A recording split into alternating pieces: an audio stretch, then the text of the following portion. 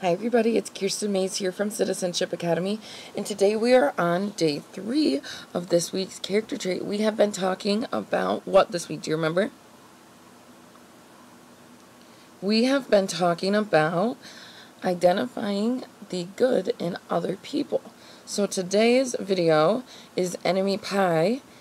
Get ready for it.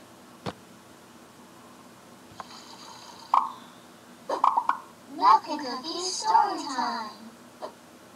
Enemy Pie by Derek Munson. Illustrated by Tara Callahan King. It should have been a perfect summer. My dad helped me build a treehouse in our backyard.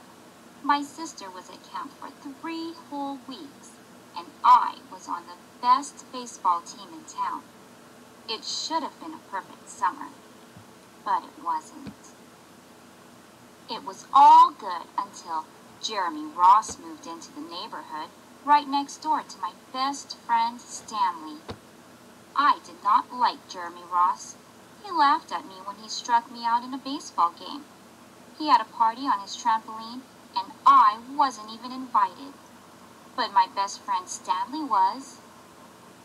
Jeremy Ross was the one and only person on my enemy list. I never even had an enemy list until he moved into the neighborhood. But as soon as he came along, I needed one. I hung it up in my treehouse where Jeremy Ross was not allowed to go.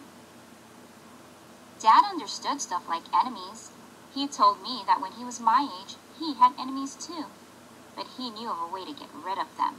I asked him to tell me how. Tell you how? I'll show you how, he said. He pulled a really old recipe book off the kitchen shelf. Inside, there was a worn-out scrap of paper with faded writing. Dad held it up and squinted at it.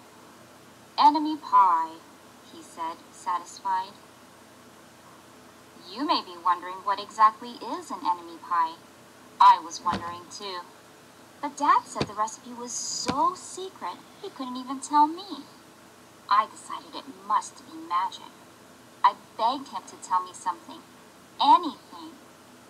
I will tell you this, he said. Enemy pie is the fastest known way to get rid of enemies. Now, of course, this got my mind working. What kind of things, disgusting things, would I put into a pie for an enemy? I brought Dad some weeds from the garden, but he just shook his head. I brought him earthworms and rocks, but he didn't think he'd need those. I gave him the gum I'd been chewing on all morning. He gave it right back to me. I went out to play alone. I shot baskets until the ball got stuck on the roof. I threw a boomerang that never came back to me. And all the while I listened to the sounds of my dad, chopping and stirring and blending the ingredients of enemy pie. This could be a great summer after all. Enemy pie was going to be awful. I tried to imagine how horrible it must smell, or worse yet, what it would look like. But when I was in the backyard looking for ladybugs, I smelled something really, really, really good. And as far as I could tell, it was coming from our kitchen. I was a bit confused. I went in to ask Dad what was wrong. Enemy pie shouldn't smell this good. But Dad was smart. If enemy pie smelled bad, your enemy would never eat it, he said. I could tell he'd made enemy pie before. The buzzer rang, and Dad put on the oven mitts and pulled the pie out of the oven. It looked like plain old pie. It looked good enough to eat. I was catching on.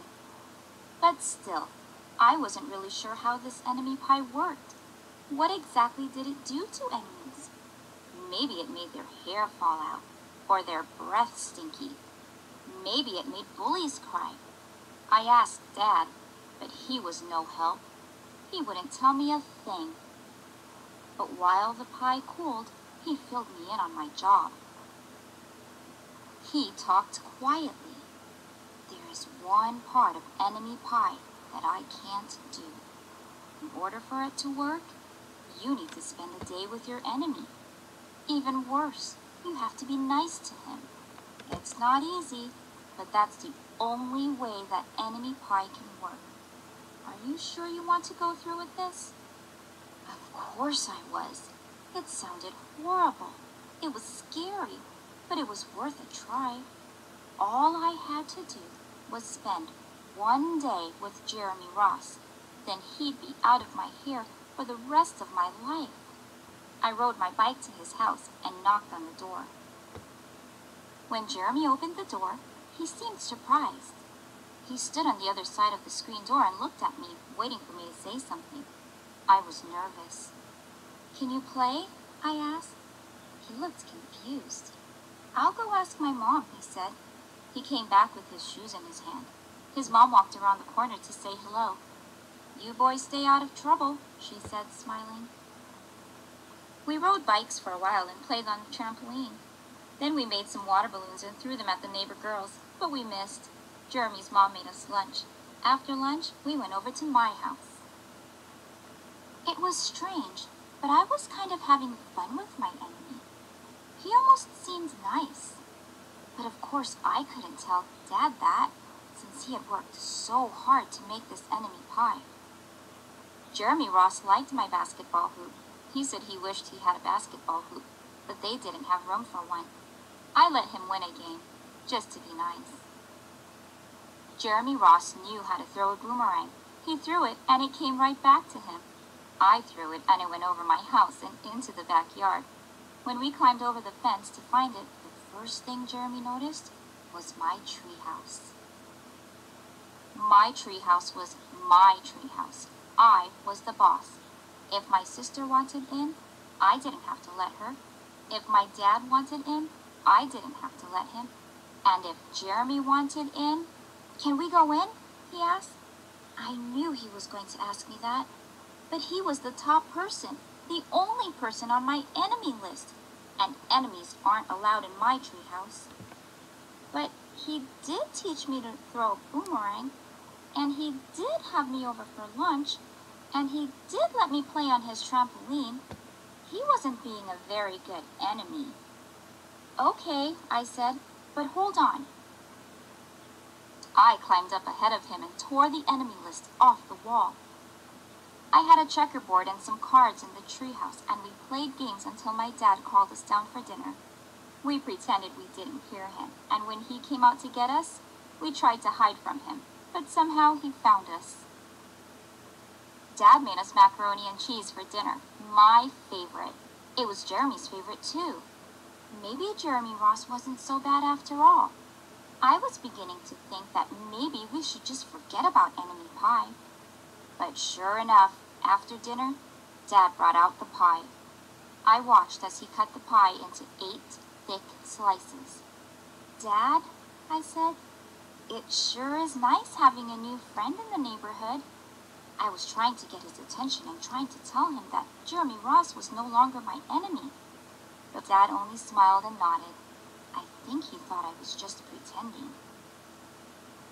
Dad dished up 3 plates side by side with big pieces of pie and giant scoops of ice cream. He passed one to me and one to Jeremy. "Wow," Jeremy said, looking at the pie. "My dad never makes pies like this." It was at this point that I panicked. I didn't want Jeremy to eat enemy pie. He was my friend. I couldn't let him eat it. "Jeremy, don't eat it. It's bad pie. I think it's poisonous or something." Jeremy's fork stopped before reaching his mouth. He crumpled his eyebrows and looked at me funny. I felt relieved. I had saved his life. I was a hero. "If it's so bad," Jeremy asked, "then why has your dad already eaten half of it?" I turned to look at my dad. Sure enough, he was eating enemy pie. "Good stuff," he mumbled through a mouthful. And that was all he said. I sat there watching them eat enemy pie for a few seconds. Dad was laughing, Jeremy was happily eating, and neither of them was losing any hair. It seemed safe enough, so I took a tiny taste. Enemy pie was delicious. After dessert, Jeremy rode his bike home, but not before inviting me over to play on his trampoline in the morning. He said he'd teach me how to flip. As for enemy pie, I still don't know how to make it. I still wonder if enemies really do hate it, or if their hair falls out, or their breath turns bad. But I don't know if I'll ever get an answer, because I just lost my best enemy. Alright. What happens when the boys eat enemy pie? How does the dad help the boy find the good in Jeremy Ross?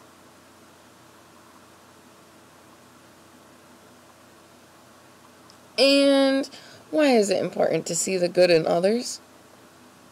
Remember, we're not turning these answers in. We're just thinking about them. We only turn stuff in on Friday. Have a great rest of your day, and I will see you tomorrow.